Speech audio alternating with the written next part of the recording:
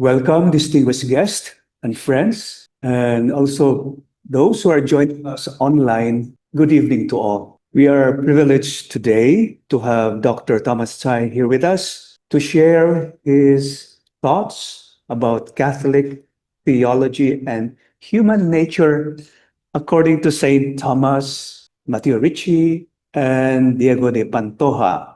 His thoughts or reflection starts with the Christian theology that presents a typical pessimistic understanding of human nature after Adam's fall. Human nature in Christianity seems to be in stark contrast with the goodness of human nature in Confucianism. So with this background, we give the floor to Dr. Thomas Cai to give us his reflection according to St. Thomas, Matthew Ricci, and Pantoja.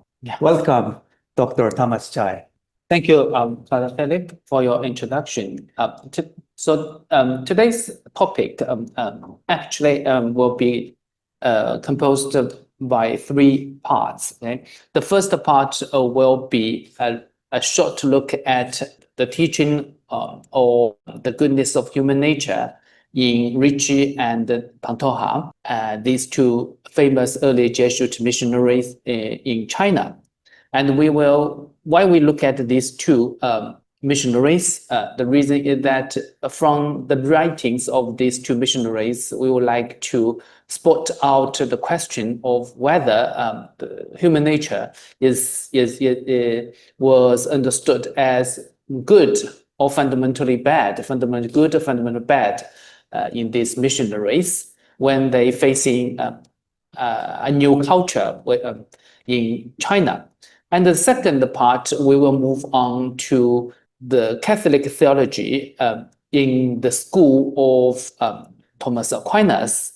This second part, we will try to solve the question left by Ricci and Pantoja, and to see in Catholic theology whether human nature is seen as fundamentally good or bad, or whether Catholic theology is really pessimistic about our human nature. And the third part, we will take a look at the famous mention teaching on the goodness of human nature, and see whether Catholic theology can engage a dialogue with the Confucian version of human nature. So this is what we're going to do in this lecture. Now, usually in our understanding of Christianity, people would say that according to Christian theology, Christian doctrine, human nature, particularly human nature after Adam's fall, is corrupt. And by this reason, people always think that Christians believe that our human nature is corrupt and we can do nothing about it. And what we can do is waiting there to receive the salvation from above, from God. Now, actually, in the history of Christian theology, we had some kind of version we called strict Augustinian or strict Augustinianism. That is, some theologians who would like to interrupt Augustine's position in a strict way. Or sometimes we can say these people are strict observance of Augustinianism. And one of the famous theologians of this school, I think, is Gregory of Rimini. That's a medieval theologian. And the theologian like Gregory of Rimini would propose that for unbelievers, that means the person who do not believe in Christ, do not believe in Christian faith, every action of these people is evil. So if they are pagans, if they are peoples of other religions, every act of these people should be evil. The reason is that because their fundamental orientation is not toward God. Their fundamental orientation is toward some particular good. So by this reason, all their actions should be seen as evil, as bad. There's nothing of good in these people. But this kind of understanding of human capacity of doing good, or we say this understanding of human nature is not accepted by all Catholic theologians. Let's just take an example that Thomas Aquinas and the Thomist school do not buy this version. They do not agree that each action of non-believers should be seen as evil. This is something beyond the topic of this lecture, but we can see we should note it when we look at the issue of Christian understanding of human nature in Christian tradition, in our tradition. Now, the question whether our human nature is really good, and particularly in the state of corrupt human nature, came to China with the Catholic missionaries. We know that Matteo Ricci, at the end of the 16th century, engaged a debate with Chinese people, Chinese scholars, Chinese gentries in Nanjing, and one of the topics of the debate is human nature. Okay, so we know that at the time when Matteo Ricci and his colleagues arrived in China, the most predominant school in China was New Confucianism, particularly the school of Wang Yangming school. So the Wang Yangming school, famous for their insistence that each person can be a saint. So the one of the famous saying of this school is that the saints are full of the street. So if you go out, people on the street, all of them are saints. Okay. Now, according to this version, our human nature must be fundamentally good. But as we think that for Catholic missionaries, for Catholic theologians, one of the topics they cannot avoid, they cannot keep blind to, is original sin. That means our current human nature is corrupted by Adam's sin. So this is the problem faced by these Jesuit missionaries. So first, let's take a look at Ricci's teaching on the goodness of human nature.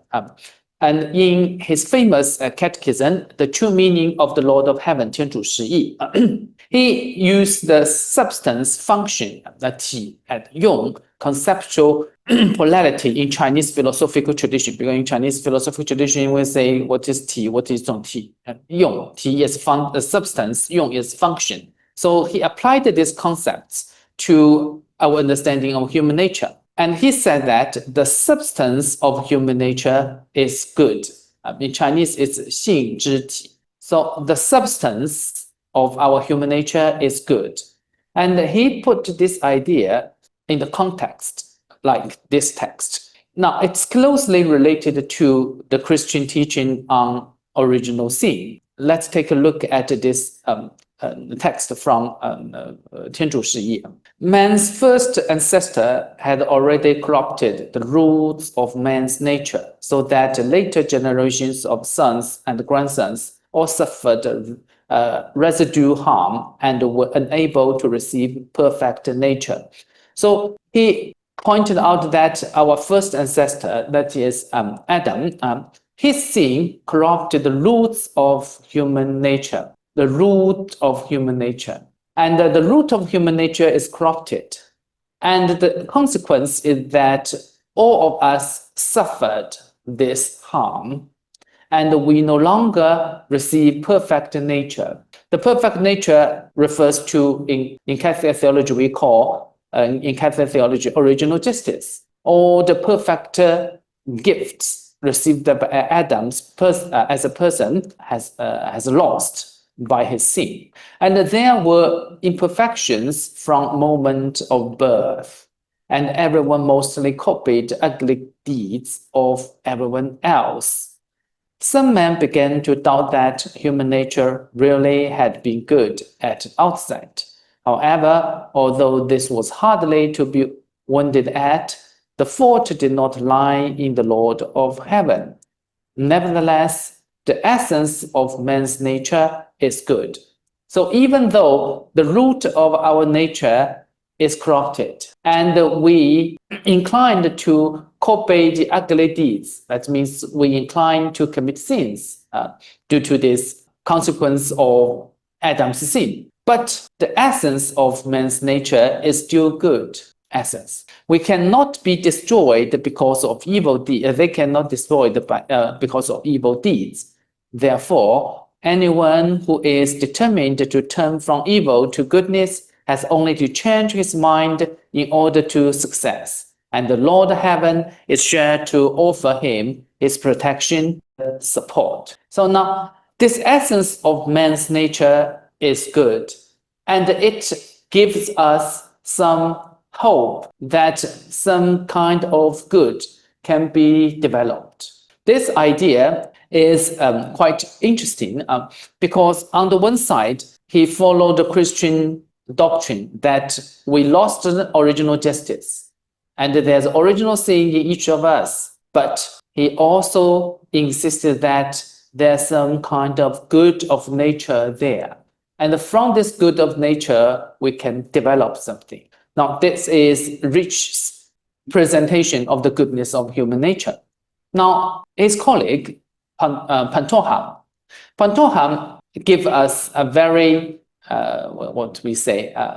it's quite a new proposition about our human nature. This is what we can see in his work called An Explanation of the Origin of Human Race, in Chinese called 全人类原始. Now the question he raised in this work is whether we should follow our human nature or we should overcome our human nature. Since the substance is still good, but we're still inclined to do bad things, whether we should follow the human nature or we overcome it. Now, why he raised this question? Because obviously in his mind there is the words from the doctrine of the mean, from Zhongyong. The beginning sentence of Zhongyong of the doctrine of mean is what heaven imparts to man is called human nature, and to follow our nature is called the way. Cultivating the way is called education. If Confucianism tells us that we should follow our human nature, what we really should follow this nature, which is corrupt, even though the substance of it is still good. Now, his answer is in this paragraph, this text we see. He said that I observe that today most of the people who practice the way act in the name of following human nature. Now, his target is Confucianism, right? As we see in the sentences taken from the doctrine of mean.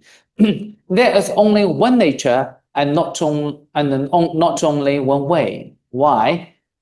Principle, Li, and the desire, Li and Yu, are mingled in nature. That is, principle, that's the Li, and the desire, our Yu, they are mixed together in our nature. So our nature, there's one part is called good, and the other part pushes us to evil.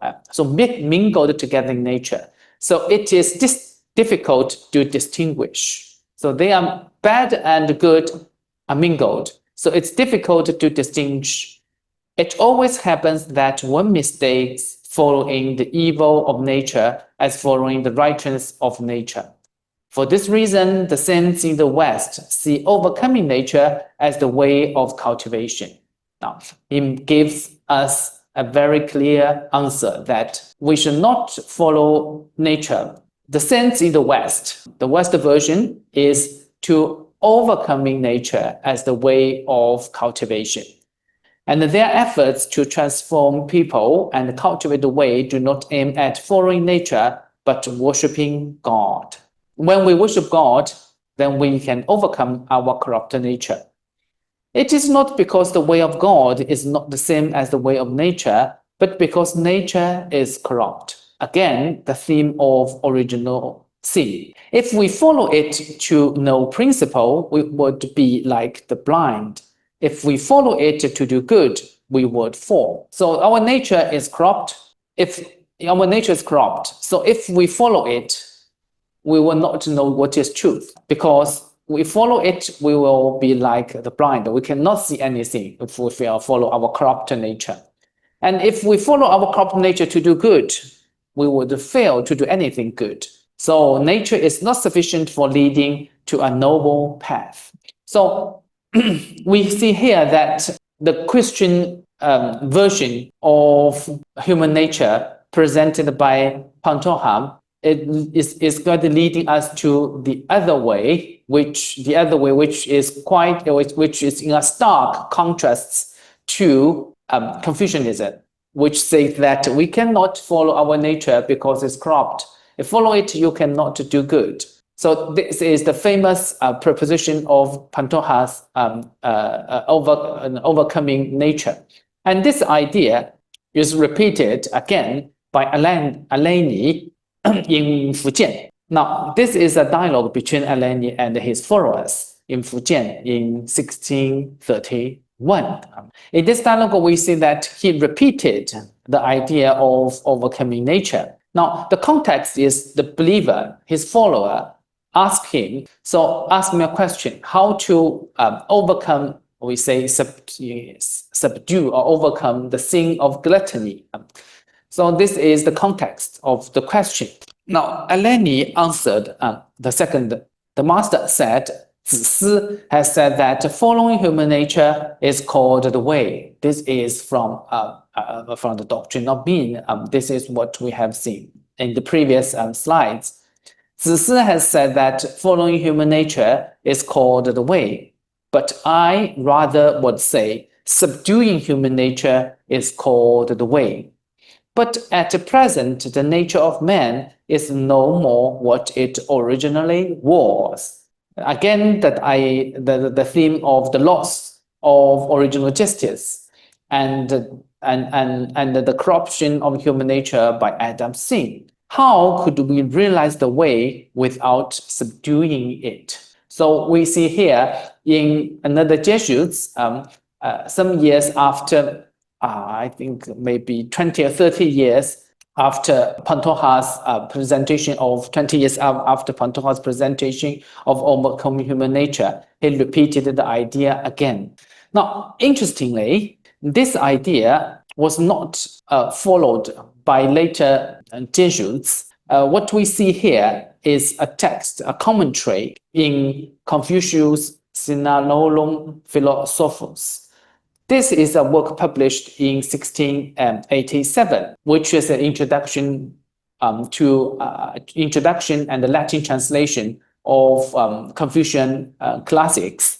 And in their commentary, the doctrine of being, that means in their commentary on to follow our human nature, the Jesuits give us these words. You will see that they didn't use overcome nature, but they prefer to use the phrase like through victory over himself. That is the victory over ourselves, or we say overcoming of ourselves, not use the overcoming of our nature. And if we look at this shorter text, they also put it in the context of original sin, because they say that we fell from our original happiness due to the sin of the first parent. And they also pointed that the philosopher, it refers to Confucius, and the philosopher did not know that we fell from our original happiness. That means Confucius and his followers did not know all these things about original justice and original sin. But they, even though they do not have the knowledge, they have not been illuminated to know this Christian doctrine. They reached a similar conclusion as Christians because they say that the human nature so prone to worse things. This universe, which may in some way corrupted by his own corruption, cannot be restored to its natural integrity and order unless man first, through or victory over himself, recovers the integrity and order he had lost. So they, again, returning to overcoming self, which is also a theme they mentioned, the Jesuits mentioned in Ricci's The True Meaning of Heaven and in Pantoja's Seven Victories. Because the topic of the book, Seven Victories, is focused on how we can overcome ourselves. So they return to the theme of overcoming self rather than overcoming nature. And overcoming nature is not mentioned here. So by briefly looking at these three Jesuit missionaries, early Jesuit missionaries in China, we have seen that when they would like to discuss the state of our human nature, whether our human nature is good or bad, the focus is always the loss of original justice. And the topic or theme of original sin is also highlighted in their understanding of our human nature, in their presentation of Christian doctrine of human nature. The next question is whether this is the only approach we can use to discuss the goodness of human nature or the state of human nature in Christian tradition. By this question, we move on to the second part of this presentation, a short theological reflection of human nature in Catholic theology. Now, we will follow Thomas Aquinas' idea in Summa Theologiae in this part. In the Summa, he presented us an idea of bonum naturae, that is the good, if we translate into English as the good of human nature. He tried to answer the question whether the fallen nature are sure of every natural good. But we will see he make a distinction of three kinds of good of nature. The first good is the specific nature of human being, which is about the essence and the properties flowing from human nature. In other words, that is the ontological structure of human being. This is the first kind of good of nature. And this first kind of good of nature is related to the specific nature of us. And since we are still human beings, we still have the same ontological structure as Adam. So the first good of nature should remain. This is St. Thomas's idea. So this is what we see here in the quotation. Now, sin cannot entirely take away from man the fact that he is a rational being. So even after Adam's sin, we are still a rational being. We still have reason. Without being rational, we will stop to be a human being in a true sense. For then, he would no longer be capable of sin. Wherefore, it is not possible for this good of nature to be destroyed entirely.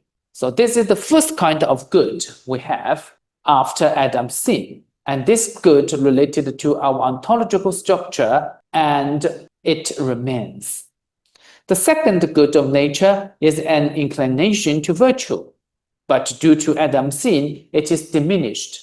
So that's the reason why we find that in our daily life, according to St. Thomas, we always fail to do good. So this is inclination or to virtue is diminished. We are weakened in this capacity. The third kind of good of nature after Adam's sin is the gift of original justice granted to the whole human nature in the person of Adam. It no longer remains. And this is the supernatural gift we lost. Now, the most important part of these three kinds of good is the first one for us, for our reflection today. The most important good is the first one, the specific nature of human nature, human being. It's related to our unique feature as a rational being, because this first part is closely related to another theme in Christian doctrine, that is the image of God. I think this theme, the image of God, will help us to make a positive evaluation of human nature even after Adam's sin. So the theme of image of God is related to the first good of nature, that is first bonum naturae. It's about rational capacity. As we have seen that the first kind of good nature is our rational capacity. We keep this rational capacity. In other words, we still keep the image of God. So the image of God, according to St. Thomas, is closely connected with our rational capacity, as we can see in this paragraph taken from the Summa. He said that man is said to be after the image of God, not as regards his body, but as regards that whereby he excels other animals. By what capacities we excel other animals? It's by our reason. And by this reason, we are called rational animals. Now, man excels all animals by his reason and intelligence. Now, we see that this is the first kind of good mentioned by St. Thomas when he discussed the good of nature after Adam's sin. So the first kind of good of nature, which still remains in us, is related to the topic of the image of God. Hence, it is according to this intelligence and reason, which are incorporeal, that man is said to be according to the image of God. So why we are called image of God? Because we still keep the first good of nature. We still keep rational capacity, and it highlights that we are still the image of God. So from this text of the Summa, we see that our basic ontological structure, which remains after Adam's sin, reminds us that we are still the image of God, and this image is not totally lost. And this is the starting point for our future spiritual development. What is the meaning of being called as the image of God? There are some features of this idea. One of them is that this theme, man as the image of God, recalls that our ultimate end is consisted in God. We are image of God, and our future and our destiny is returning to God. This is the most important message of this theme of image of God. So we see here, God's elevation of human beings to the beatific vision is the result of his creation of man in his image. We were created as his image. There is a similarity, there is a likeness to him. So we are elevated to beatific vision, elevated to the supernatural end. An end which is freely given to us. Even though people who are not Christians, they still receive this supernatural gift. So this gift for everyone, not just for Christians. And it is this gift, supernatural gift of supernatural calling, supernatural gift of returning to the end, which is God himself. We should take on a progressive moment of returning to God. In other words, when this image of God is rooted in our mind, in our soul, we always have a supernatural calling, supernatural vocation of returning to God. And this journey of returning to God, this journey of going back to God, cannot be finished in one moment. It would be a long journey which go through different stages. So we call it, so I say here, it is a progressive movement of returning to God. Even though this moment is a progressive moment of returning God, we should always remember that in this journey, we will have difficulties, we will have falls, we will have failures. But we should still bear in mind that as an image of God, we have the supernatural vocation.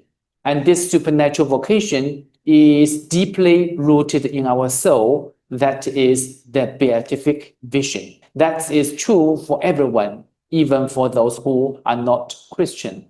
So this brief reviewing of St. Thomas' theology on the good of nature which remains in us after Adam's sin, and the theme of image of God reveals us that human nature in Catholic theology, if we want to understand human nature in Catholic theology, we should bear in mind two themes, I think. One is original sin. Of course, we cannot forget about it because that's the current situation of human beings according to Christian theology. But we should not forget that even though our human nature is corrupt, there's still some kind of good remaining in us, and it is related to our special dignity of being an image of God. And this image of God also reminds us that we should take on a progression towards the supernatural end. Of course, according to Catholic theology, it must be done under God's grace. Now, this is a theological reflection on the state of human beings in Catholic theology. Now, the last question I would like to share with you or discuss with you is whether this version or with this understanding of human nature can engage a possible dialogue with Mencius. Because if you know something about Chinese philosophy, you must know that Mencius is famous for saying that human nature is good. Now, we first take a look at two passages from Mencius to see his positions on the goodness of human nature. Now, first one is the most famous, I think, the most famous saying of Mencius. As far as what is genuinely in him is concerned, a man is capable of becoming good, said Mencius. That is what I mean by good. As for his becoming bad, that is not the fault of his native endowment.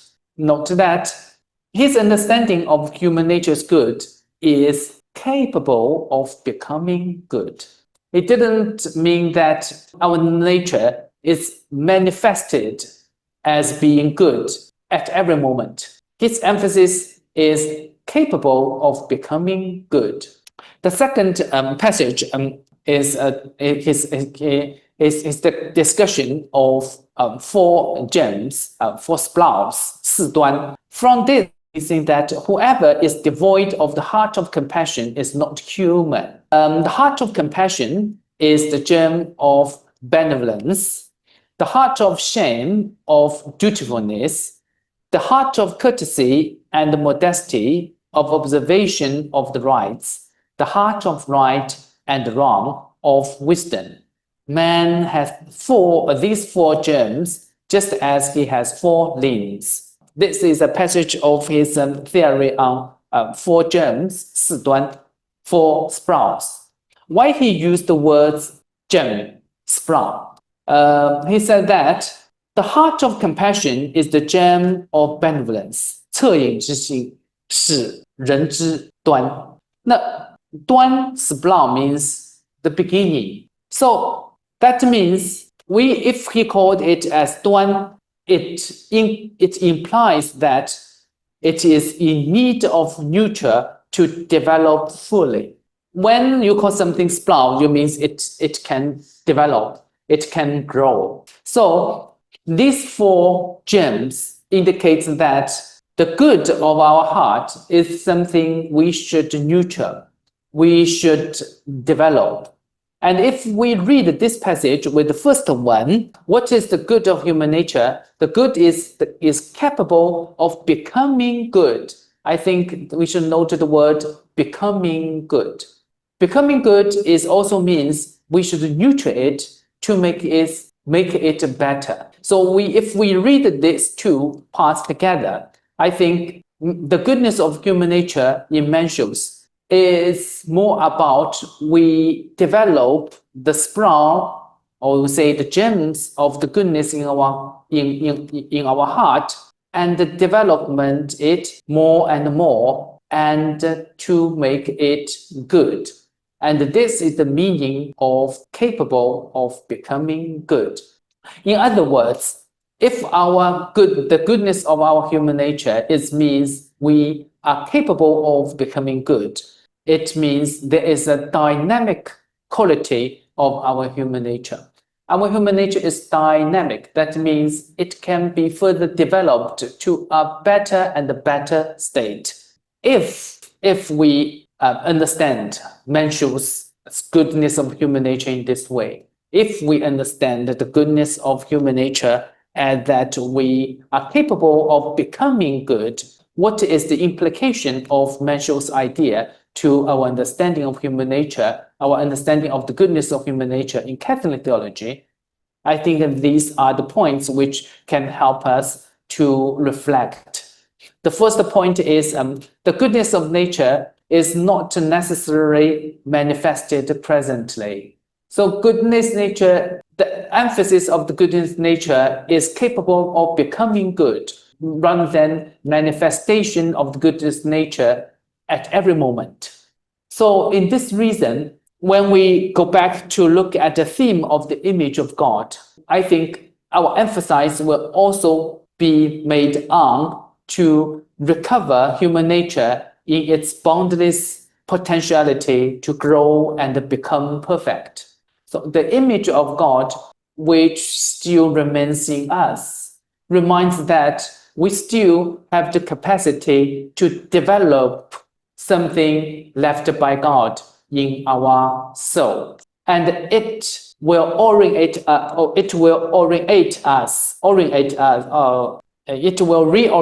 us towards our supernatural end, that is God, to be a perfect image of God.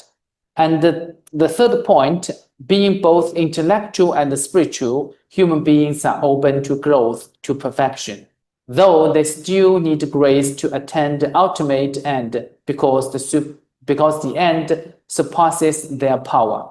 The theme of image God, which reminds us there is a potentiality, also push us to grow to a perfect state.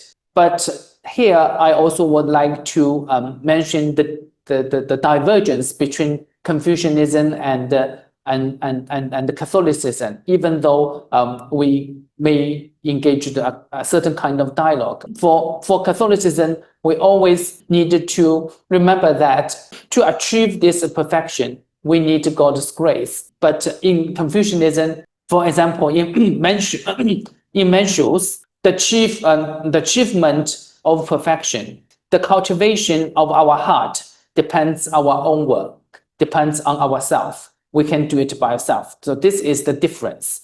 And the last point is the importance of gradual progression. Like Mencius said, that the goodness of human nature is the possibility of becoming good. So we should take on a gradual progression to perfection, to remember that there is a possibility of being likeness to God in a more perfect way. And in this way, the gradual progression to perfection in Christian tradition, we see in Thomas Aquinas a distinction of imago and ad imaginem. For him, imago is what we have now. We are the image of God. But this image at present is still not perfect. We should look at the image of the Holy Trinity. That is the final image we should achieve, we should imitate.